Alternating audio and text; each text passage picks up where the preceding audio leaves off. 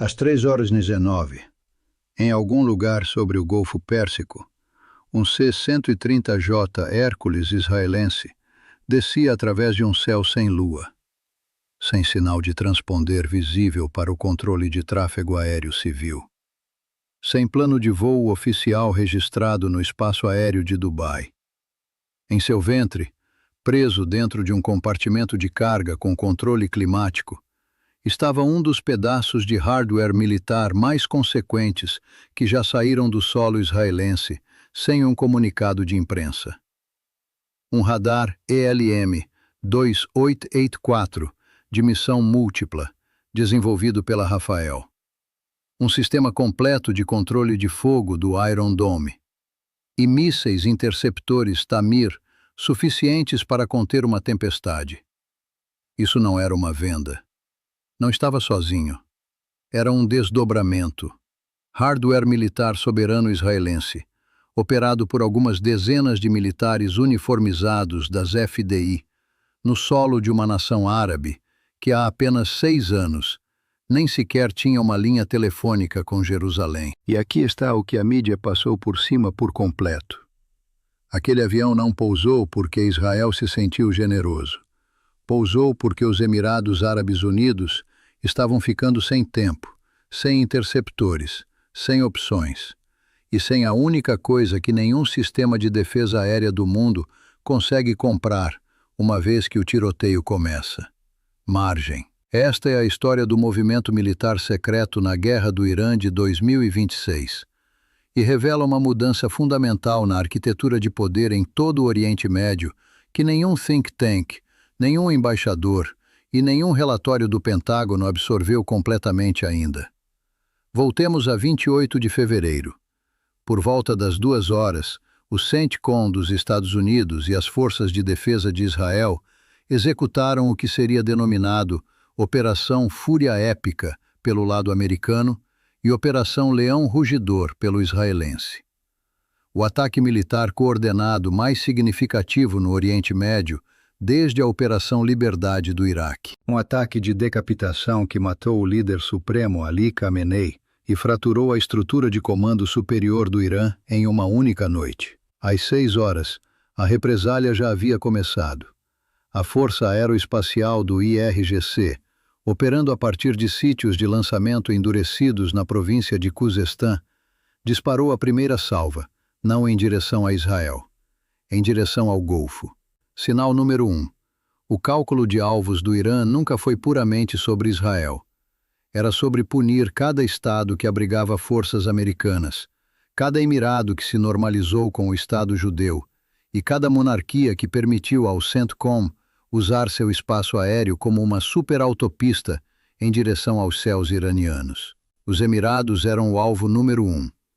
Dentro das primeiras 72 horas, o Ministério da Defesa Emirati rastreava ameaças entrantes numa escala que nenhum estado do Golfo havia enfrentado. Para quando a poeira assentou na fase inicial da guerra, o Irã havia disparado um estimado de 550 mísseis balísticos e de cruzeiro e mais de 10.000 drones apenas contra território dos EAUs.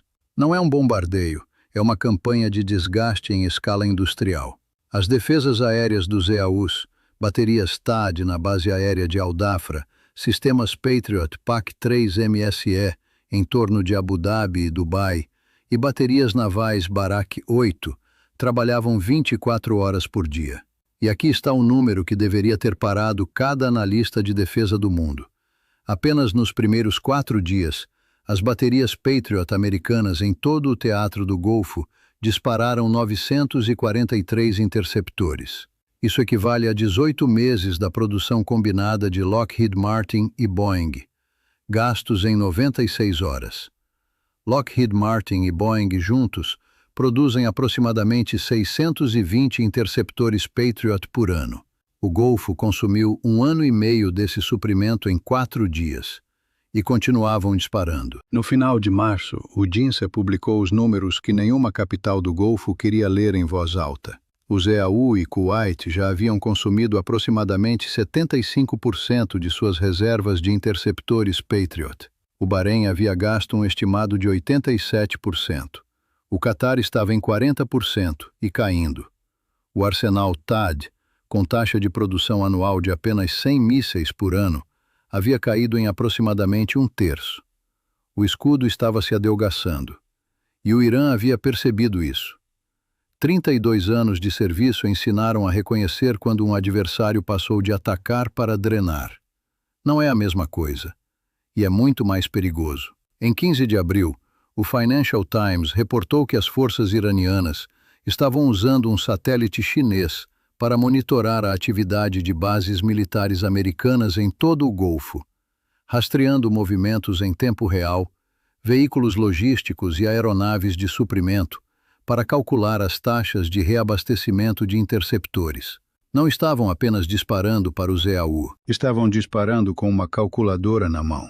A estratégia do Irã havia evoluído de sobrecarregar a defesa para drenar a defesa. Cada Tamir, cada PAC-3, cada SM-3 custa entre 50 mil e 4 milhões de dólares.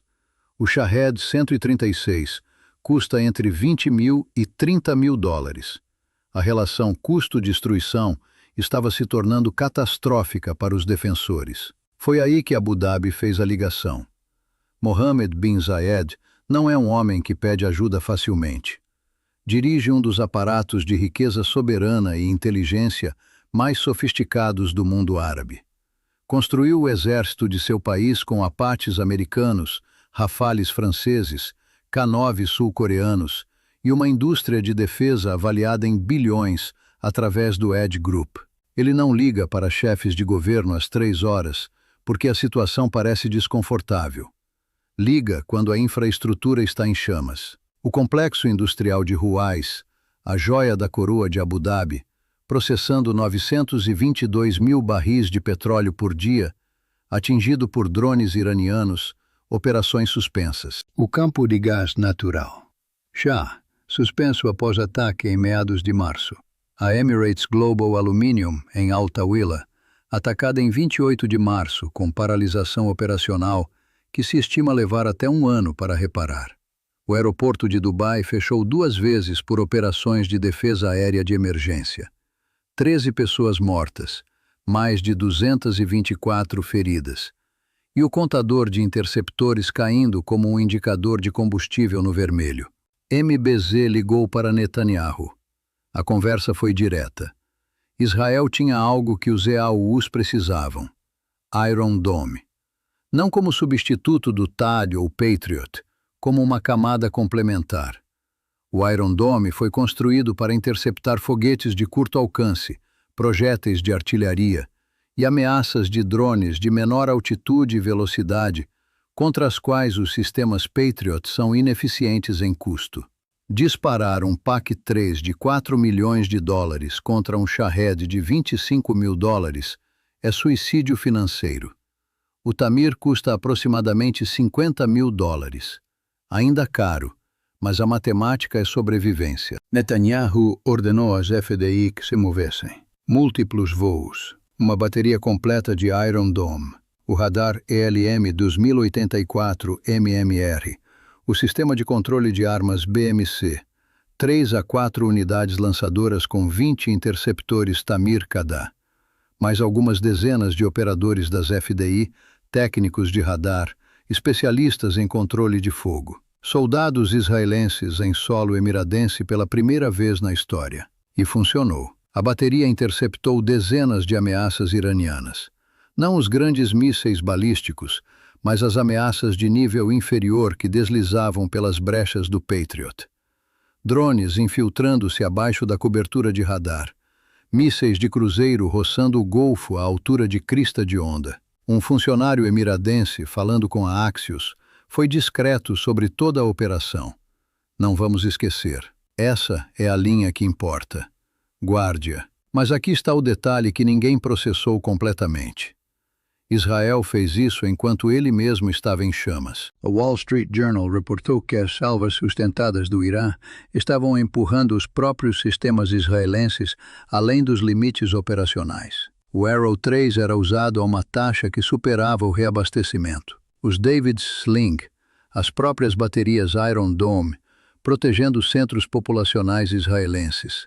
tudo sob pressão. Israel despojou uma de suas próprias baterias e a enviou para Abu Dhabi. Essa decisão não foi tomada por um governo confortável.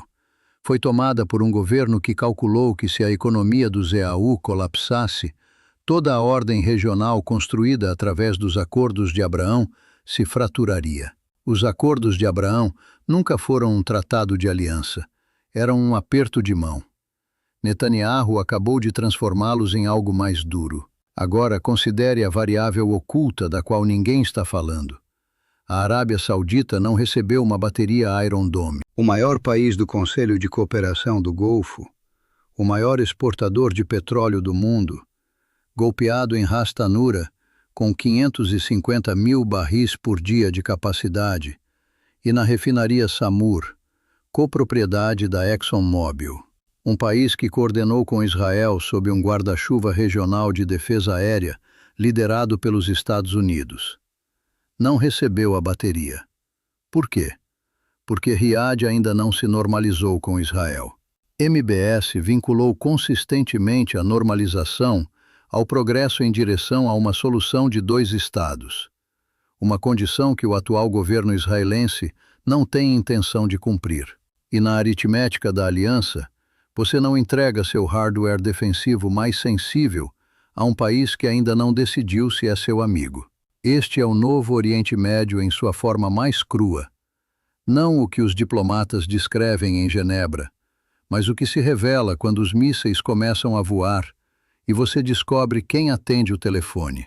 Agora o terremoto econômico. O Estreito de Hormuz, 21 milhas de largura. Corredor de trânsito para 20% do suprimento mundial de petróleo e 25% do GNL global. 150 navios pararam no Golfo de Omã. 2 petroleiros comerciais foram atacados ao largo da costa de Omã. Os prêmios de seguro dispararam para níveis de 1973. As operações de carregamento em Fujairah foram suspensas. O complexo de GNL de Ras Laffan, no Catar, foi atingido. A Qatar Energy declarou força maior em contratos de longo prazo. Os índices TTF europeus quase dobraram, para mais de 60 euros por megawatt-hora em meados de março. A segunda crise energética para um continente que ainda se recuperava da guerra Rússia-Ucrânia. O chefe da AIE descreveu o que se desenvolvia como o maior desafio de segurança energética global da história. Em 8 de abril, mediado pelo general Assim Munir, com Jay Devereaux e Steve Witkoff do lado americano e Abbas Araghchi do lado iraniano, foi anunciado um cessar-fogo de 2 semanas. Durou aproximadamente 12 horas. De um lado, o Ministério das Relações Exteriores iraniano. Pragmáticos que liam o balanço. Mais de 66% das instalações de produção de mísseis e drones do Irã atingidas. 92% dos grandes navios navais afundados no cais. Natanz atacada em 3 de março. Arak, Mobaraké Steel, Khuzestan Steel, todos incapacitados. O Banco Central emitiu a nota de maior denominação da história do país. 10 milhões de reais. Monumento à inflação. Arak queria um acordo. Do outro lado, não na mesa, mas controlando o ritmo, a Força Aeroespacial do IRGC, os linha dura. Para eles, cada Shahed que voa é um dia em que a revolução se valida. Um acordo que exige limitar o programa de mísseis e fechar instalações de enriquecimento não é um acordo, é uma rendição. Em horas após o anúncio do cessar-fogo, Karg e a ilha de Sirri foram atacadas. Nenhuma parte reivindicou responsabilidade. A assinatura clássica de operações ordenadas pelos linha dura para descarrilar uma via diplomática sem deixar rastros. O cessar-fogo era um documento. A guerra era um batimento cardíaco. Em 11 de abril, o engajamento diplomático direto Estados Unidos-Irã de mais alto nível desde 1979 se reuniu em Islamabad. As conversas duraram 21 horas. Devereaux saiu dizendo que o Irã havia se recusado a aceitar os termos americanos. Os Estados Unidos impuseram bloqueio naval a partir de 13 de abril, rejeitando 38 navios. Araghchi voou para Moscou. Em 21 de abril, Trump estendeu a trégua. Em 22 de abril, disse que dava ao Irã de 3 a 5 dias para se comprometer seriamente. Esse prazo expira hoje. Quarta-feira, 29 de abril. Agora a imagem estratégica completa, porque o desdobramento do Iron Dome para os Estados Unidos não é uma nota tática. É um sinalizador que ilumina uma nova arquitetura. Israel estabeleceu o precedente operacional de desdobrar seu sistema defensivo mais icônico em território estrangeiro. Singapura supostamente comprou hardware Iron Dome. A Romênia está em discussões. A Ucrânia pediu repetidamente e foi repetidamente rejeitada. Cada nação que observou o desdobramento nos EAUs está recalculando sua lista de compras. Mas mais do que o hardware é a pegada. Soldados israelenses em papéis operacionais ativos em solo árabe. Os acordos de Abraão comprimidos de uma década em 6 semanas. O ex-funcionário do Conselho de Segurança Nacional dos EAUs, Tarek Al-Otiba, escreveu com uma clareza diplomaticamente impossível 2 anos atrás. Israel foi um dos países que avançou para fornecer assistência real aos EAUs. Os Estados Unidos e Israel demonstraram ser verdadeiros aliados.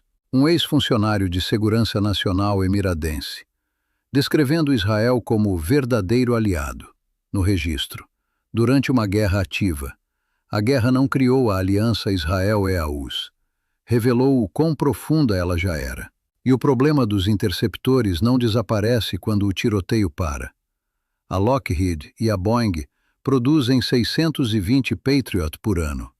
O Golfo consumiu 943 em 4 dias. Reconstruir levará anos. Os tempos de produção se estenderam para 36 meses. A Ucrânia observa cada PEC-3 disparado sobre o Bahrein como um míssil a menos para Kiev. O Irã sabe disso. A evolução do IRGC, de salvas balísticas para enxames de drones projetados para esgotar interceptores, não foi improvisada. Foi doutrina. O Shahed 136, o Shahed 238 com turbojato, o Mohajer 6. Baratos, numerosos, escaláveis. O grande equalizador da guerra assimétrica no século XXI. O Irã não precisa vencer. Precisa tornar vencer inacessível. Os EAUs não são apenas um receptor de caridade israelense. São um nó. Com experiência operacional abrigando o Iron Dome, com operadores das FDI integrados em sua rede de defesa, compartilhando dados de radar. Quando a próxima crise chegar, a integração começa da memória muscular operacional, não do zero. Isso não é um Oriente Médio que alguém projetou numa prancheta. É o Oriente Médio que os mísseis iranianos projetaram acidentalmente. O embaixador iraniano no Paquistão advertiu os estados do Golfo. Mais cedo ou mais tarde, a América vai deixar esta região aceitando a derrota, e vocês vão ficar. Ele está certo em que a América eventualmente se reduzirá. Está errado sobre o que fica. O que fica é a bateria Iron Dome, num hangar emiradense. O link cifrado de inteligência entre a unidade 8200 e a segurança estatal dos EAUs. Os operadores das FDI que jantaram, dormiram e dispararam interceptores em Abu Dhabi durante a pior crise de mísseis na história do Golfo. O Irã não pode desinventar isso. Aqui está onde estamos agora. Quarta-feira, 29 de abril de 2026. O cessar-fogo foi estendido uma vez. Araque está em Moscou. O regime iraniano está dividido entre um Ministério das Relações Exteriores desesperado por um acordo e um IRGC que vê o compromisso como ameaça existencial. As reservas de interceptores dos EAUs não foram reabastecidas. A bateria Iron Dome ainda está em território emiradense, ou não está. E se os operadores israelenses foram para casa, uma brecha foi aberta que os planejadores de drones do Irã já mapearam.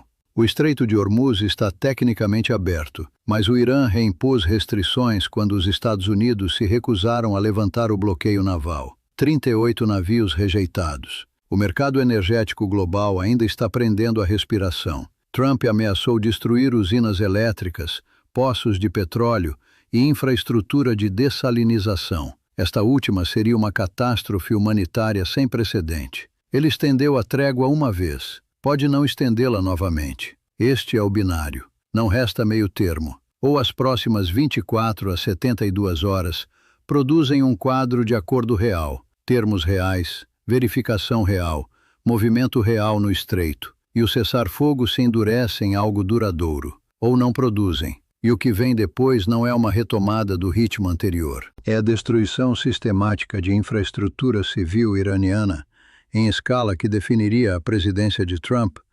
desestabilizaria o mercado global de petróleo por anos e desencadearia uma crise humanitária para a qual o mundo não está preparado. Os diplomáticos estão exaustos.